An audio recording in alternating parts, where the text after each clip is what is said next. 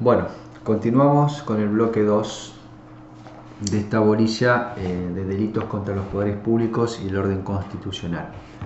Vamos a desarrollar el contenido como les dije, de los dos capítulos que restan.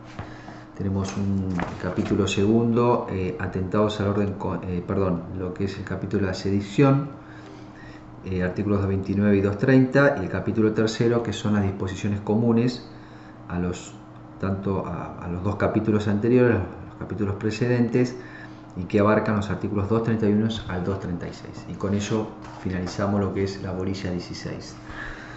Sedición propiamente dicha. El artículo 229 dice: será reprimido con prisión de 1 a 6 años los que, sin rebelarse contra el gobierno nacional, armaren una provincia contra otra, se alzaren en armas para cambiar la constitución local, deponer a alguno de los poderes públicos de una provincia o territorio federal, arrancarle alguna medida o concesión o impedir, aunque sea temporalmente, el libre ejercicio de sus facultades legales o su formación o renovación en los términos y formas establecidos en la ley.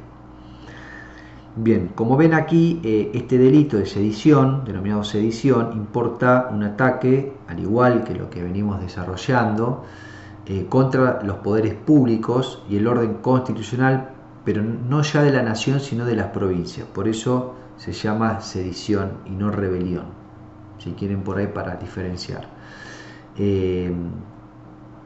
Lo que hemos estado viendo es un atentado al orden constitucional y a la vida democrática, lo es para el orden nacional. Pero cuando hablamos de un ataque a los poderes públicos y al orden constitucional de las provincias, es sedición. El modo en cómo aquella puede cometerse, ¿sí? La sedición es a través, como dice el precepto, armar una provincia contra otra. Esto equivale a la ejecución de comportamientos de guerra o bélicos que representan ofensa a la estabilidad total o parcial de la constitución de las provincias, como también a la seguridad de las autoridades provinciales. Concuerda con el artículo 127 de la Constitución Nacional, que ordena que ninguna provincia puede declarar ni hacer la guerra a otra provincia. Es decir, hay un imperativo, hay un impedimento, una prohibición constitucional de rango constitucional. Sus quejas, dice el 127, deben ser sometidas a la Corte Suprema de Justicia y dirimidas por ellas. Sus hostilidades de hecho son actos de guerra civil calificados de sedición o asonada que el gobierno federal debe sofocar y reprimir conforme a la ley. Claramente, el artículo 127, de alguna manera, regula o establece este reproche, ¿no? Esta prohibición de parte de las provincias de hacer la guerra o declarar la guerra a otra provincia. Otro modo es alzarse en armas contra la constitución local, dice, o contra alguno de los poderes públicos provinciales. Son actos típicos del atentado al orden constitucional y a la vida democrática. Claramente, el alzamiento sedicioso puede tener su origen en la propia provincia que lo padece o en otra, ¿sí? Puede ser que el autor no sea de la misma provincia. Estas dos modalidades ilícitas requieren que no exista en el hecho un estado de atentado al orden constitucional y a la vida democrática. Por cuanto, de ser así, ahí la figura aplicable sería la del 226 y no el delito de sedición del artículo 229. Las características que le son propias a este dispositivo legal, en las dos hipótesis delictivas que mencionamos, el agente debe perseguir el propósito al que alude la disposición, ¿sí? Esto ya lo vimos, es igual, habla del 226, cambiar la constitución local, ¿sí? En el 226 habla de la constitución nacional, de poner algunos de los poderes públicos de una provincia o territorio federal. El 226 habla de poderes públicos del gobierno nacional, arrancarle algunas medidas o concesión o impedir, aunque sea temporalmente, el libre ejercicio de sus facultades legales o su formación o renovación en los términos y formas establecidos en la ley. Es decir, para el ilícito de armamiento de una provincia contra otra, el sujeto activo son los funcionarios o legisladores que tienen a su cargo la responsabilidad de que una provincia se arme contra otra. Para las hipótesis del alzamiento con arma, El sujeto activo puede ser cualquier persona, aunque el tipo reclama pluralidad de individuos, esto ya lo vimos. Son delitos de dolo directo, en ambos casos la consumación va a acontecer cuando las acciones típicas se llevan a cabo, no interesando si luego ocurre verdaderamente una guerra o un conflicto armado, ¿sí? La tentativa en estos casos es posible, y también es dable indicar que las conductas se castigan independientemente como conspiración, que vamos a ver que es el artículo 233. El artículo 230 habla del motín. Será reprimido con prisión de 1 a 4 años los individuos, dos supuestos. El primero, los individuos de una fuerza armada o reunión de personas que se atribuyeren los derechos del pueblo y peticionaren a nombre de acá entre paréntesis pone el artículo 22 de la Constitución Nacional. Y en el segundo inciso, los que se alzaren públicamente para impedir la ejecución de las leyes nacionales o provinciales, o de las resoluciones de los funcionarios públicos nacionales o provinciales, cuando el hecho no constituya un delito más severamente penado. Entonces, lo que contempla el precepto en cuanto a las personas intervinientes, aquí lo que se castigan son actos menores de sedición de naturaleza dolosa, si bien no significan un atentado contra los poderes constitucionales, sí interesan una perturbación indirecta y grave contra la tranquilidad y eficacia de sus resoluciones. En el caso del inciso primero, el delito reclama pluralidad de agentes, que pueden ser autores, los integrantes de una fuerza armada, a lo cual se debe incluir todo cuerpo militarizado y también a los civiles armados, o los que componen también la reunión de personas, como dice el precepto, que debe ser un grupo con entidad para levantarse con la efectividad requerida. En las hipótesis del inciso segundo, el sujeto activo puede ser cualquier persona. Bien, entonces, el inciso primero lo que reprime es una usurpación de los derechos del pueblo, claramente, en atención a que los autores causan un motín o un tumulto tendiente a peticionar de manera coercitiva, ¿sí? Estamos ante un tipo complejo en el cual se exige la concurrencia de ambas acciones para que el hecho resulte punible, es decir, un abuso de los poderes, de los derechos de petición y de reunión, al margen de los canales establecidos en nuestro sistema representativo de gobierno, y también deben tener una actitud coercitiva. Esto lo que implica es un desconocimiento y una oposición activa a las leyes o resoluciones que legítimamente son adoptadas. La segunda parte del artículo 22 de la Constitución Nacional, que lo menciona el inciso primero, entre paréntesis, dice que el pueblo no delibera ni gobierna sino por medio de sus representantes y autoridades creadas por esta Constitución. Toda fuerza armada o reunión de personas que se atribuyan los derechos del pueblo y peticione a nombre de comete delito de sedición. Bueno, claramente el artículo 22 es muy claro en su redacción, encuentra su réplica en este dispositivo legal. Acá se advierte de que se habla de individuos, mientras que, fíjense que el artículo 22 habla de toda fuerza armada o reunión de personas. El hecho sancionado debe provocar un levantamiento colectivo armado o sin arma, ¿sí? Pero con capacidad de hacer frente a las autoridades y mediante la atribución de derechos del pueblo y peticionando en nombre de sus integrantes. Con esto se genera el pedido, una verdadera coacción a los efectos de obtener lo que se solicita. Basta para configurarse este delito una amenaza latente, siendo insuficiente la actuación individual como elemento del tipo. Esto también lo hemos explicado al desarrollar el artículo 226. La petición del grupo en nombre del pueblo consuma el hecho, ¿sí? Así se trate de un ilícito de pura actividad, por eso se consuma digamos, la petición, como dije, del grupo en nombre del pueblo consuma el hecho, por lo cual estamos hablando de un ilícito de pura actividad, de peligro concreto y que no acepta la tentativa. El segundo inciso, como bien hemos hecho mención, consiste en alzarse públicamente para impedir la ejecución de las leyes nacionales o provinciales, o bien de las resoluciones de los funcionarios públicos nacionales o provinciales. Esto es Lo que existe acá es una resistencia en cuanto a la ejecución de una ley o una resolución. Se trata de una figura subsidiaria porque se aplica, como dice la norma, en la medida en que no constituya un delito más severamente penado. El alzamiento debe ser público, armado o no, pero debe ser público y tendiente a impedir en forma categórica la cristalización de una orden determinada, ¿sí? Sería una especie, un modo de resistencia a la autoridad. Se trata de un ilícito de pura actividad también, mutilado en 2 actos de peligro concreto. La tentativa no es posible y el delito reclama un dolo directo.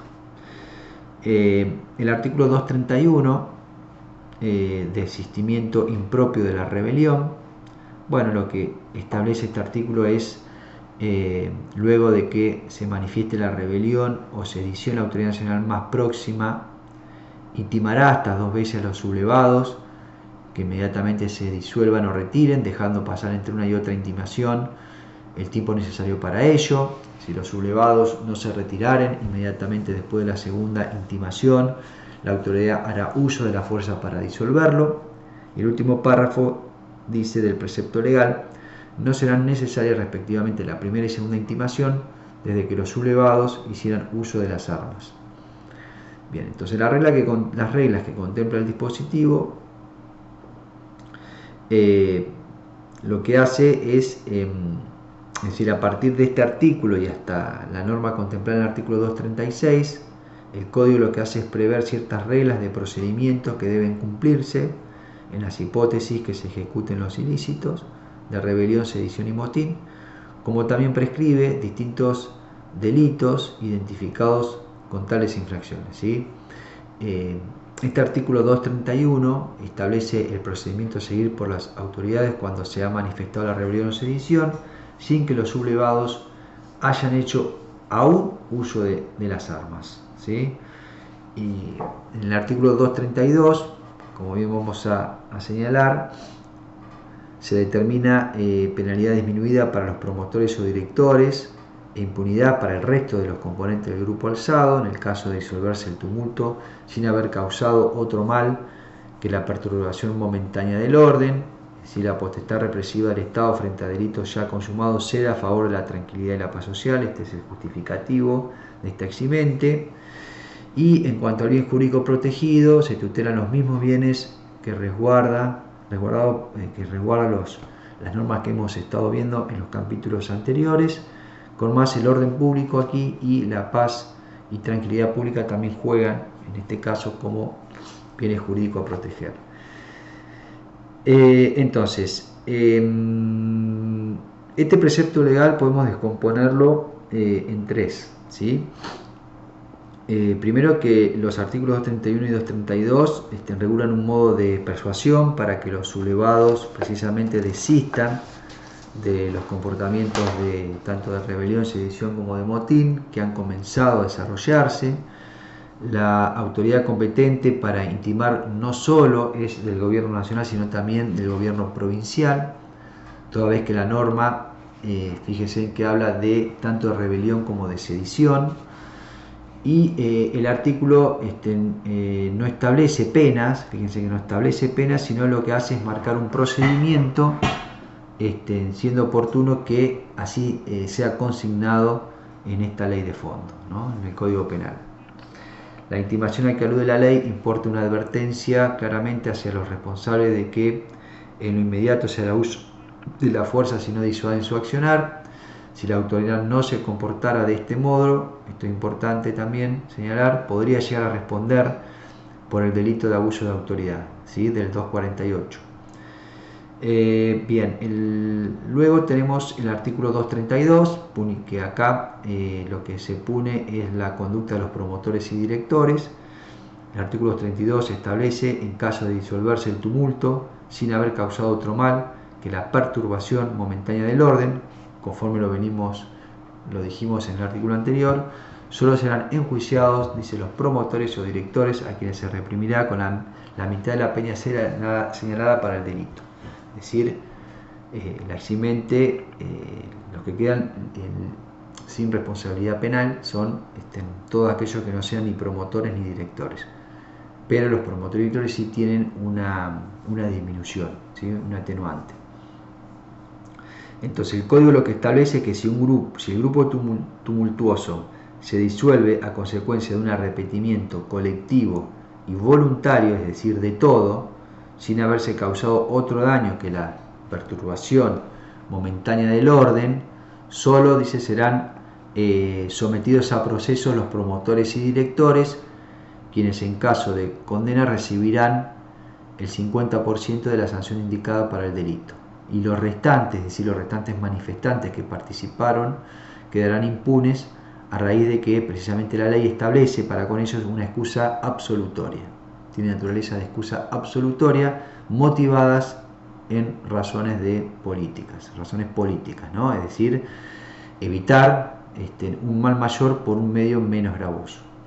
Deben tratarse de hechos inequívocos de desistimiento, porque si no, el suceso podría encuadrar dentro de las figuras contempladas en el artículo 233, que es la conspiración para la rebelión o sedición, que lo vamos a ver a continuación. Tanto la aplicación de la eximente como del atenuante están condicionadas a las circunstancias de que la disolución del tumulto o del acto sedicioso que no llegó a cumplir su objetivo no deje como saldo otros males que los propios de la momentánea perturbación del orden, ¿no? Y ello será así si no se han producido daños en los bienes o en las personas, sea en la propia autoridad o en particulares. La figura del promotor se lo considera como un instigador, es quien inspira o adoctrina el alzamiento, quien crea o forma el grupo y provee los instrumentos necesarios o útiles para el alzamiento, en tanto que el director es el que tiene autoridad sobre los ejecutores, quien planea o conduce el levantamiento, manda o dispone sobre el alzamiento, su realización, oportunidad y procedimiento. Es decir, hay cierto protagonismo claramente tanto en la figura del promotor como del director. De allí la necesidad de no eximírselo como se lo eximen al resto de los manifestantes, pero al menos por razones de política criminal se ha establecido una disminución en su pena. Si la autoridad disuelve el tumulto sin practicar las intimaciones, las atenuantes y las excusas operarían de todos modos. Esto para que quede claro. El artículo 233 establece el delito de la conspiración. Dice: el que tomare parte como promotor o director en una conspiración de dos o más personas para cometer los delitos de rebelión o sedición será reprimido si la conspiración fuere descubierta antes de ponerse en ejecución, con la cuarta parte de la pena correspondiente al delito que se trataba de perpetrar. ¿Cómo debemos interpretar este precepto? Bueno, aquí se da a la autoridad un medio legal para castigar la conspiración en la rebelión o sedición. Si se critica que, tratándose de un delito autónomo, debió estar prevista en alguno de los capítulos precedentes, no aquí. También la conducta punible es tomar parte, es decir, integrar un acuerdo, deliberación o concierto como promotor o director en una conspiración de dos o más personas para cometer los delitos de rebelión o el delito de sedición. Conspirar no es deliberar acerca de las posibilidades de cometer el delito, sino, estando de acuerdo en cometerlo ya, un acuerdo en este sentido, deliberar sobre los procedimientos, oportunidad o medios para llevarlo a cabo. Esto es el concepto de conspiración, ¿sí? Es decir, lo que se delibera es sobre los procedimientos a llevar a cabo y no sobre la posibilidad o no de cometer los delitos. La pena aplicable será la cuarta parte de la sanción, como lo dice la norma, pero siempre y cuando aquella fuere descubierta, ¿sí?, antes de comenzar la ejecución de los ilícitos intentados. De este modo se castiga claramente un acto preparatorio de mano propia. Cuanto a las características de las figuras, el delito se trata de un dolo, exige un dolo directo, se consuma con la sola conspiración, por lo tanto no es necesario que se materialice el plan relacionado con el ilícito que se pretendía desplegar. La tentativa no parece admisible en este caso. El sujeto activo solo puede ser los promotores o directores de la conspiración, tal como lo dice el artículo. No obstante, se necesita la participación de 2 o más personas en calidad de autores en la conspiración, pero no es indispensable que esta pluralidad sean de directores o promotores.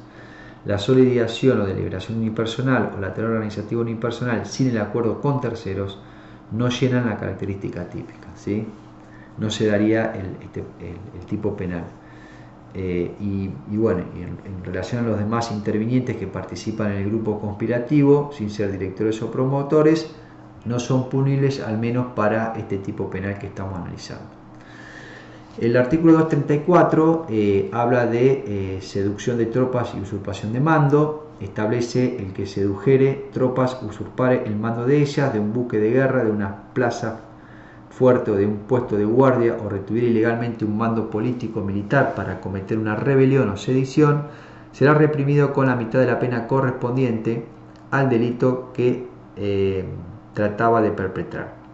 Este es el primer párrafo. El segundo párrafo dice: si llegara a tener efecto la rebelión o la sedición, la pena será la establecida para los autores de la rebelión o la sedición en los casos respectivos. En cuanto al bien jurídico protegido, bueno, la infracción lo que vulnera las potestades constitucionales de los poderes públicos respecto de la jefatura militar o del otorgamiento de potestades militares o políticas. Se critica que el dispositivo no haya incluido a las aeronaves o vehículos de guerra. Por consiguiente, si el autor usurpa alguno de ellos, la figura aplicable sería la del 198.3 del Código Penal, pero no el 234. Y al igual que en el artículo anterior que estuvimos analizando, estas ilicitudes también son verdaderos actos preparatorios, siendo sujeto activo pudiendo ser sujeto activo cualquier persona. Las acciones ilícitas, es decir, los comportamientos punibles que contemplan esta norma son 3, como bien leí el artículo 234. En primer lugar, cuando el autor seduce tropas. Esto sucede cuando el autor efectiviza actos con miras a convencer a sus efectivos sobre la conveniencia o necesidad de un levantamiento en armas. Es decir, con ello lo que hace es predisponer el ánimo para participar en el resto de las personas. Si bien hemos indicado que el sujeto activo puede ser cualquier persona, por lo general va a ser un militar, sería un militar. El delito es doloso y, como dije, se trata de actos preparatorios que se consideran delitos. Se admite la tentativa.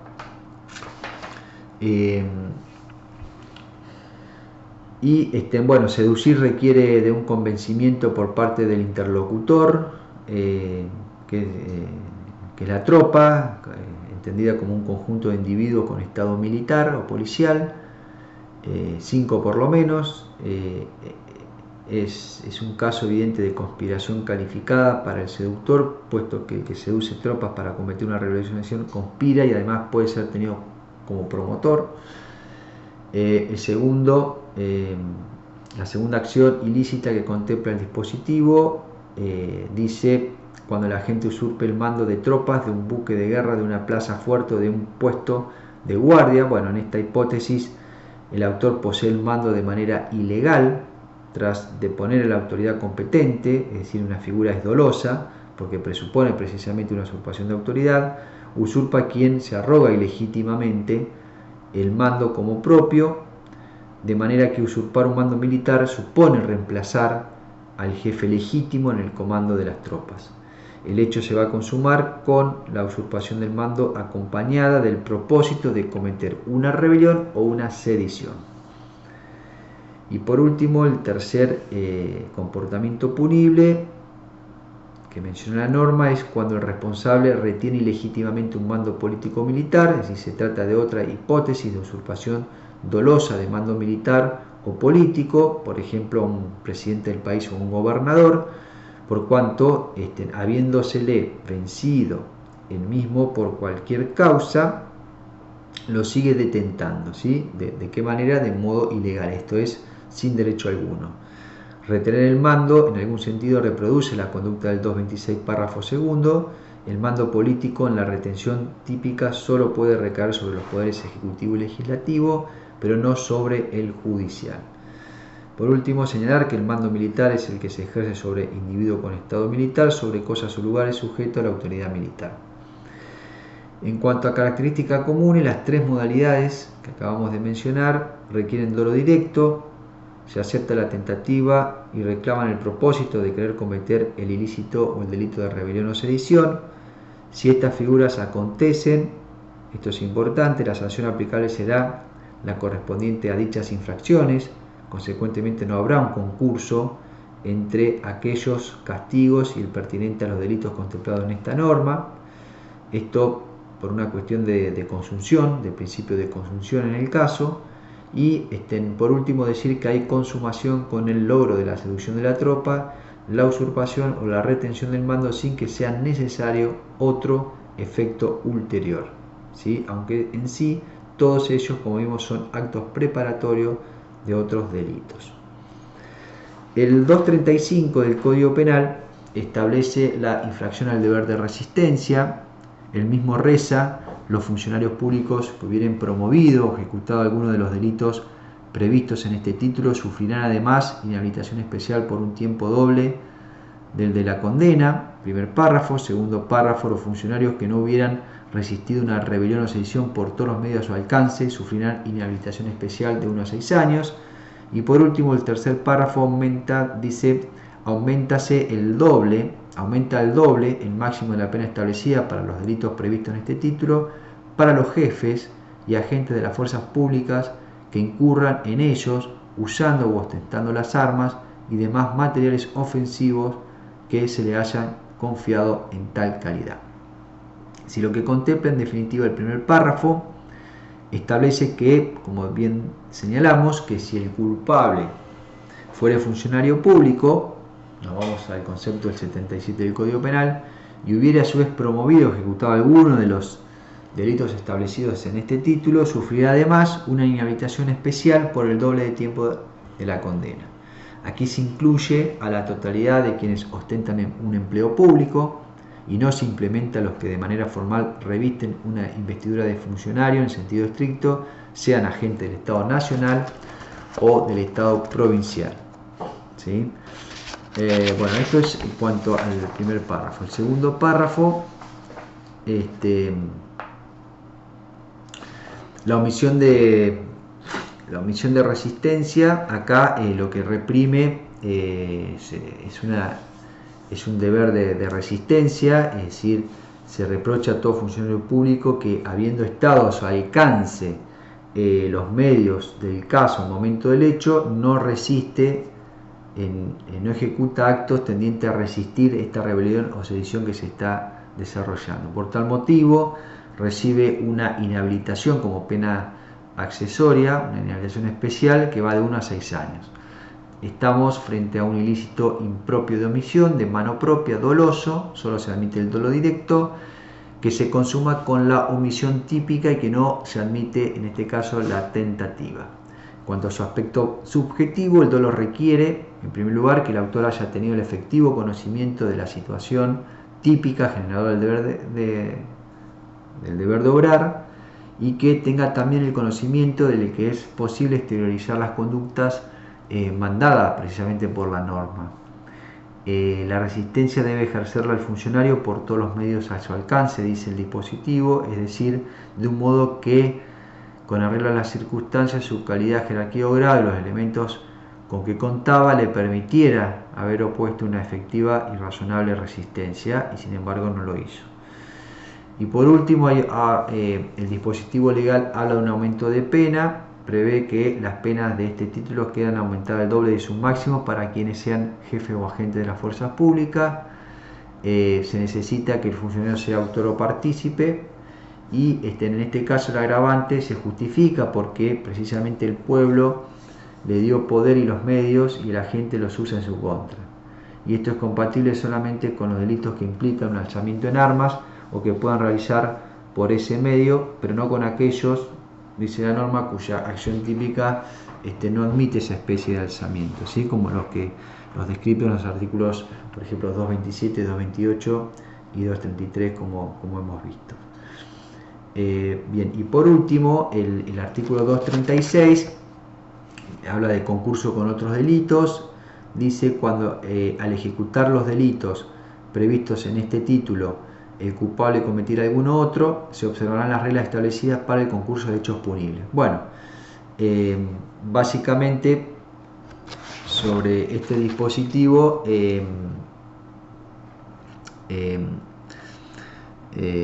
hay acuerdo, si bien hay alguna discrepancia doctrinaria en cuanto a la interpretación que se da a este artículo, hay acuerdo en cuanto a que la norma solo se refiere al concurso real, ¿sí?, que está previsto en el artículo 55 del Código Penal, porque si habla de pluralidad de hechos, la norma está excluyendo la hipótesis prevista en el artículo 54 del Código Penal, que es el concurso ideal de delitos, que tiene que ver con unidad de acción.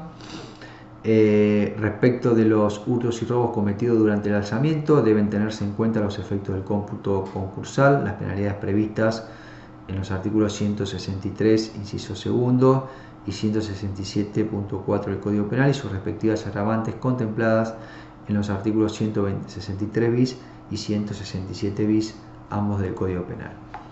Bueno, hasta aquí el desarrollo de la bolilla 16 en estos dos bloques, con lo cual damos por concluida el desarrollo de la bolilla 16. Muchas gracias.